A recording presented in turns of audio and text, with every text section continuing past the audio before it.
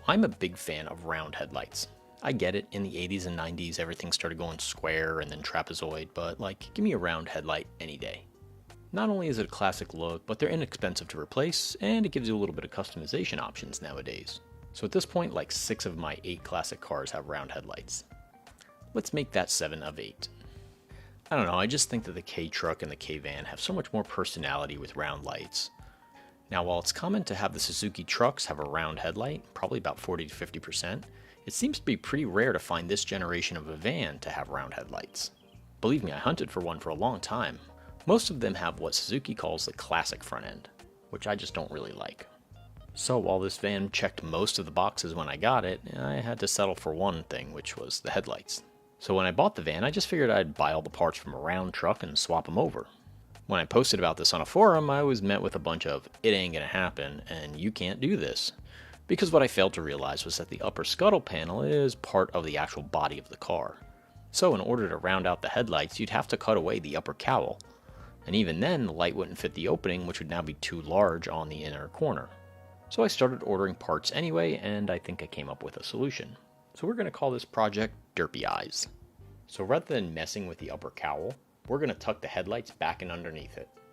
This will give us kind of a derpy or an angry look, depending on your mood. Here's what we needed as far as parts. We need a set of round headlights, the bezels and the brackets that hold them in place. Then we also need a set of round corner marker lights. And then we also need a radiator cover panel that works with the round lights. The nice thing is that while Suzuki made the upper panel different, all the other parts just bolt right in with no modifications. Well, except for the bezel. So let's get to work. So first off, the round radiator panel I got was white, because I think like 98% of Suzuki carries are white. So we remove the emblem, then sand, prime, and paint the panel. I ordered the stock Y33 dark teal green color, and it's pretty much spot on. Then I go ahead and clear coat it with a 2K clear. The rattle can is fine for this, we're not looking for a perfect paint job. Remember, the paint on this car is about 28 years old. Then onto removing the parts that we're not going to use. I remove the front panel. Sorry, I know this is super dark, but right underneath the dashboard on each side, there are these little keys. They look like this. And what those do is actually just hold on the radiator cover, this little cover right here. So there's one on each side. There's one of them off. The driver's side. There's the other one off. So now, once you take those off, what you do is grab the bottom of this radiator cover, just give it a little yank, and it'll pop right off. So this piece is actually going to get replaced with the new one. In the meantime, let's put it off to the side. Then I remove each corner marker light. Then the square headlights. All right, so now that I have those two side markers out, we're going to go ahead and take the headlights out. Just 2 screws, bolts with screw heads on them right here. Once we have those two off, we'll just tip and pivot this out. Now I've already had this headlight out because I put some LED bulbs in it a long time ago.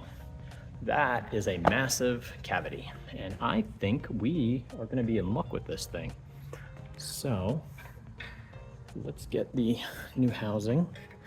Like I said, I'm relatively sure that it's for this side.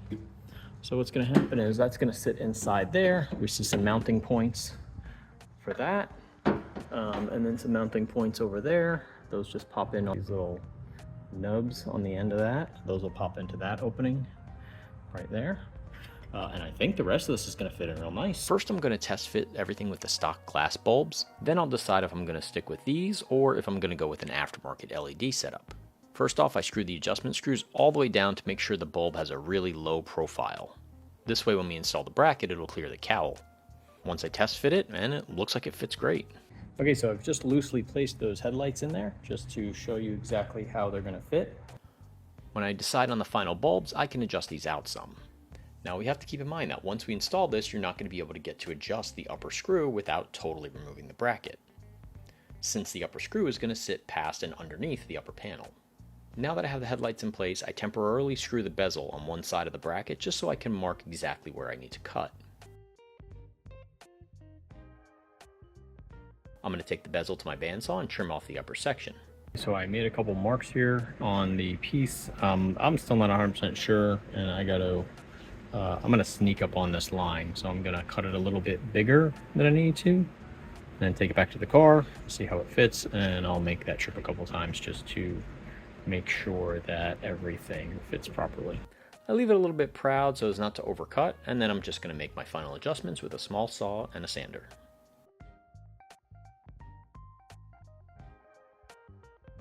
Okay, so I went ahead and trimmed these pieces off, but what it looks like right now is that I need to take this lip down to this edge right here. Let's see if I can get this better in focus.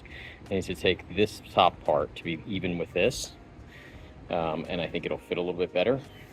When I line up this side, it kind of pokes up and above that, which I guess I could do, but I would rather have that sit flush with this piece here.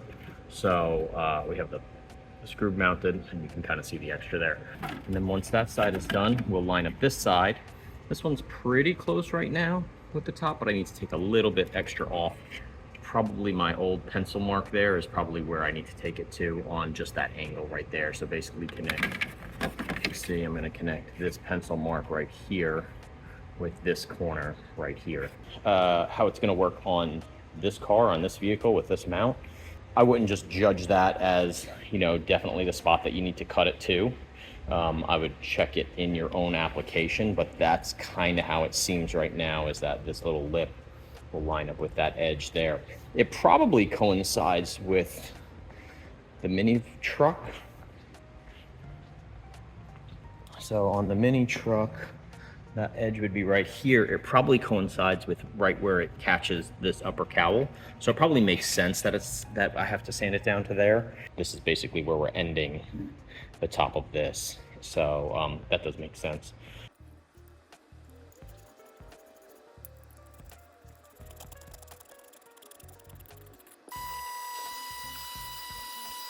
I just used the sander to level that down a little bit more. I used the little Japanese back hand saw here to level that out. Let's go check the fitment. Okay, so we're super close, but you can see right here where the bolt hole doesn't quite line up, and it's pressing right up against the edge of that. So we're going to just take a little bit more off. I think what it is that just slopes ever so slightly up, and we just need to flatten that out. And then on this side, the bolt hole lines up and everything looks okay, but I'm going to take out a little bit more, just clearance it a little bit more right there. You can see where it's touching, so I just want to get rid of that little spot. Okay, so there are the rings installed. What we do need to do is I would like to fill this little hole here and this little hole here. So I'm going to use a little bit of JB Weld, and we're just going to fill those two spots in. Shouldn't take much. And then I think I'm actually going to sand and paint this whole ring. I don't know if I'm going to do black, or maybe I'll try to accessorize it in like that blue or that pink or something, or the light seafoam blue. I don't know. Figure something out with it. So I ordered new headlights for it, and the headlights actually are similar to what's on the K truck, and they have like LED rings, but these you can change the colors of. I don't know if I'm going to keep them or not. I may just send them right back. I kind of like the factory look of just regular headlights on this one. So maybe what I'll do is just paint the ring pink, and I think that'll make me happy. Or maybe I'll paint it blue. I don't know. I'll get a couple colors. We'll see what looks good, or I'll just Photoshop some stuff on. Now what we are going to have is just the tiniest bit of gap right here in this section, because the front radiator grill comes right flush to the edge of this light. And then obviously, because these were made for the square lights, you end up with this little cavity right here. I could probably just design and 3D print a little piece right in there and just attach it to this screw. I don't know. We'll see if it's even worth it. Once everything's installed, I feel like I won't really care. But if I do, I'm going to make a little 3D print for right here. And then I can either fiberglass that or resin that or do something with that there, make it like a nice hard plastic. I also have some carbon I can print with, so maybe I'll print with that, and then just plug it right in here, attach it to this point, and then that'll be done too. I take some plastic JB Weld and I make the upper section flat across.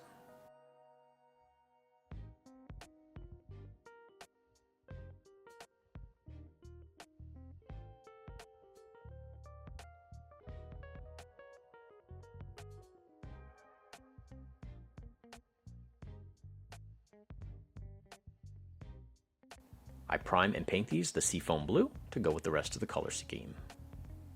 I did consider pink, and I also considered just doing a black, but I'm happy with how the blue turned out. Now let's test the fit with the side markers. Alright, so we put on the front fascia just to see how that looks, and it looks pretty good. You can see this little gap here. That's about all we're dealing with as far as a misfit between the square headlight model and the round headlight model. I could maybe print up some little 3D printed pieces to fill that, and I might do that, but honestly, I don't really care. It's not that big of a deal. We're going to have to cut and buff this front fascia piece here. The finish of it doesn't match the rest of the car right now because it's so glossy and so deep, and everything else is a little bit duller, just because of how old the rest of the paint is. We'll see. Maybe we'll just take it out in the sun a couple times. I'm sure in Florida we'll screw it up quick enough. We are going to take this back apart right now, though, because we're going to install the LED headlights in here. Now, I decided to order a set of RGB addressable LEDs. This will let me pick what color I want the halo ring to be. Now, normally I think these are super cheesy, but for some reason they work on these little guys. I'm pretty sure I want pink or blue, but having an infinitely adjustable option is a great excuse to order these. Now, just like in my truck, these headlights don't normally work with Japanese cars. Japanese cars use a negatively switched light, and these LEDs need a positively switched light. Now, I made a whole video specifically about this and how to fix it. I'll link it at the end of the video or in the notes below, but the cliff notes is that you need a converter. Here's the converter. It's basically just a couple of relays, and it connects into one of your existing headlight connectors, and then it connects into each light. It's pretty easy to wire in, and if you search negatively switched conversion harness on Amazon, you get a bunch of options, so let's install that now. Okay, so let's crack into these lights. First off, these lights are by Supri, which again is probably just some cheap Chinese brand of lights, but these are made for Jeeps typically, because usually Jeep owners are the only ones to put dumb LED headlights that color change on their cars. But I kind of feel like it works with this. Like I said, I kind of like those lights, but we're going to try these, see how they look. If they look dumb, we're just going to go right back to those. So let's see what's in the box. First off, I bought one of those harnesses again. This is from a company called True Mods. Again, not sponsored or anything, but this is a H4. You can see there, H4 negative switched headlight system relay harness kit. So all of the words that we needed. So this has two relays, and then the ends. You basically need to just wire this in place in your system here. And what this is going to do is take your headlights that are made for Japanese cars and switch them to an American style light. Even though these plugs plug right into the harnesses, they're just not going to work, so trust me on that. Now this is a new kit, and I haven't actually purchased anything like this before, so we're going to have to see how this works. These are RGB color change LED halos. I don't know if I like or don't like this kind of like visible chip in the LEDs, but we're going to try it, see how it looks.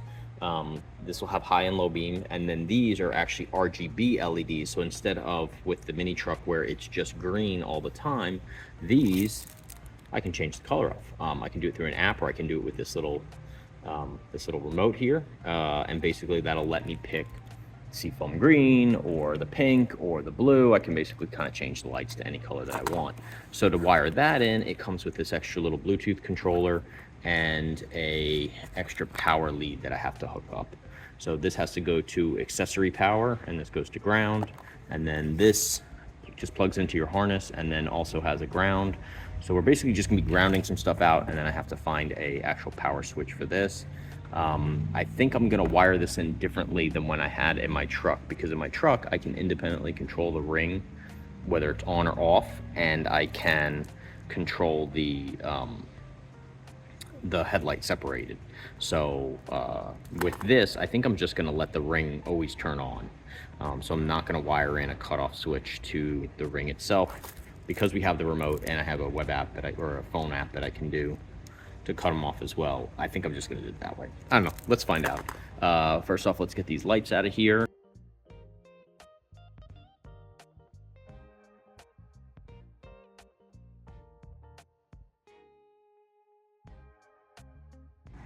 Okay, so I took the headlight housing out. Now we have to just loosen these up so we can take the actual lens out of this.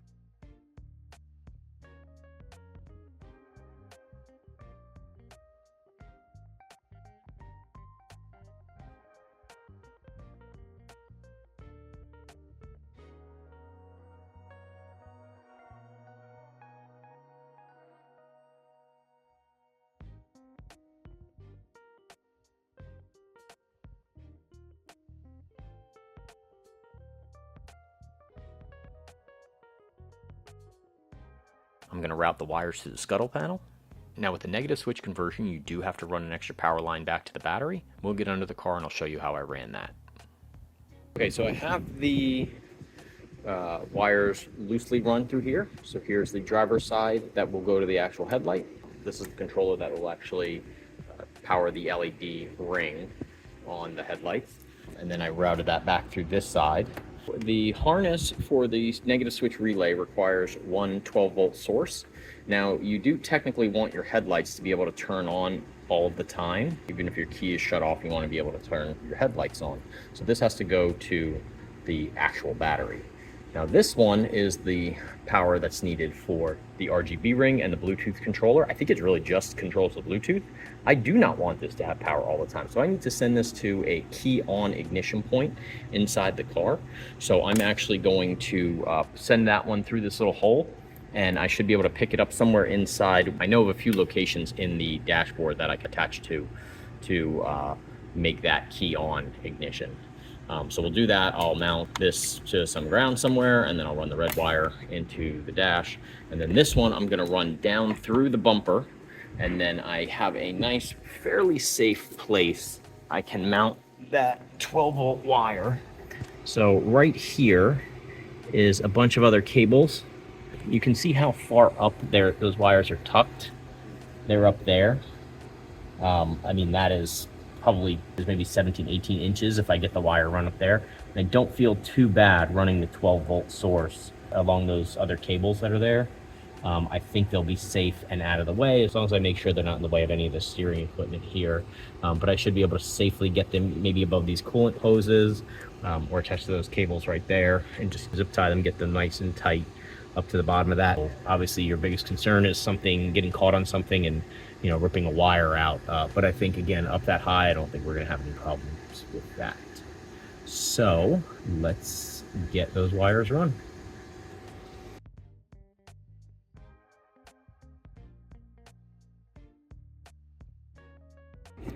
Okay, so I am tucking this wire through, and just kind of see where it goes through out to the bottom of the car. Just running it tight up against the sidewall battery area. And then we see it right here come out, and there's a cable there of some sort. I'm not really sure what that's to. We're gonna get around that, and we're gonna go right up to the edge of this wire here. Should be able to take that all the way to the front and then hook it up to the light. So let's get that all done. Now when I attach everything and test it, I'm getting a weak light on one side. So I swap bulbs and I realize it's not the bulbs, it's just a bad ground causing a problem. So I sanded the connector down a little bit to make a better connection. So that's the light sorted, high and low beams, fully functional. Now the RGB halo feature on the light uses its own Bluetooth receiver. You can control this one with a remote included or with your phone. I don't particularly like using the app on my phone. I feel like it's giving me some Chinese spyware. Just kidding. Or, you know, maybe not. This Bluetooth receiver needs to get accessory power, meaning one that only turns on when your key is on the run position. So I'm going to check my fuse box below the dash and look for a source that gets turned on when the key is on. Then I can use a little fuse extender like this to add the new source. Actually, I'm going to be a little ghetto right here and just slide the wire in with the fuse. I'm going to do it on the hot leg, so it shouldn't affect either fuse working, but I'll swap this out later for a fuse extender. I just didn't have one handy. The one that was included with the kit uses the mini micro fuses. Then we'll test out all the lights and see how it looks.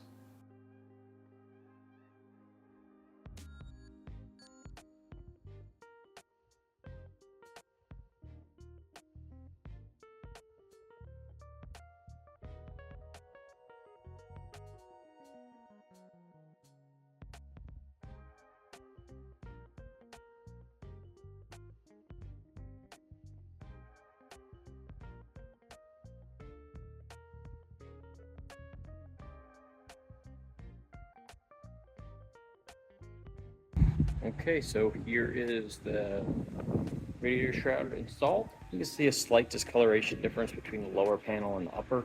This is just 28-year-old faded paint on the upper part of the car, so that is the factory color. Not sweating that. You or do not have to put the factory emblem back on. I don't know. I might use the little S like this, or I might put a Suzuki on. I have both of them. We'll see which one I decide to put on it, or maybe I just leave it with nothing. If I pop my key in, we have pink and blue. We shut the door, see what it looks like.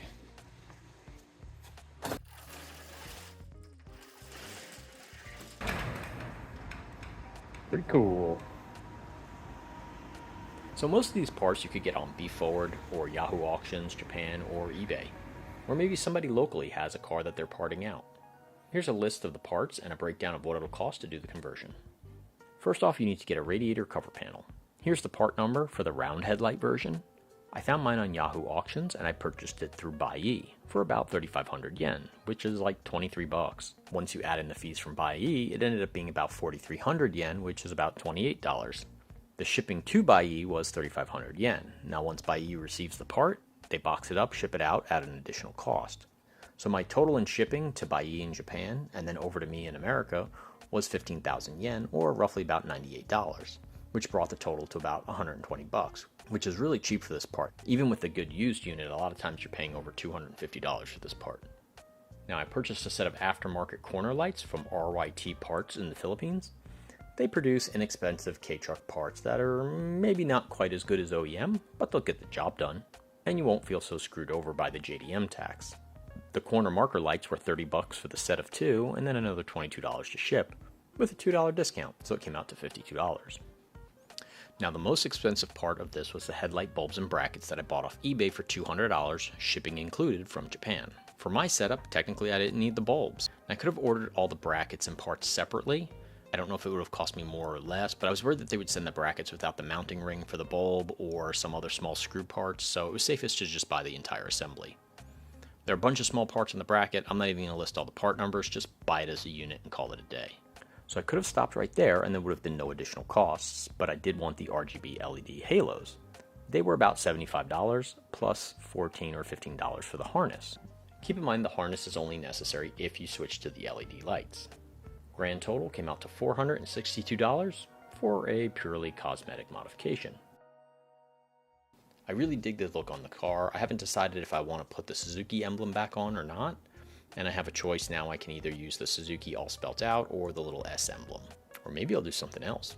I don't know. I kind of like it without it. I'm going to leave it like that for now, and then we'll decide what we want to do next. Thanks for watching. I'm going to be putting out a part 1 video about importing the GTR in the next couple weeks, if not sooner. There's my ride.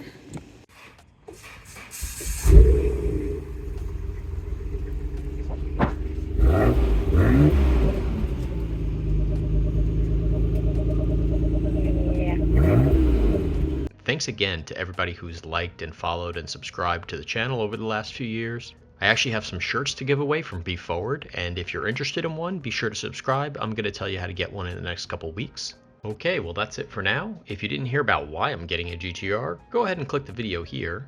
It's a little long, but it's hilarious and kind of worth it. Thanks again. See you next time.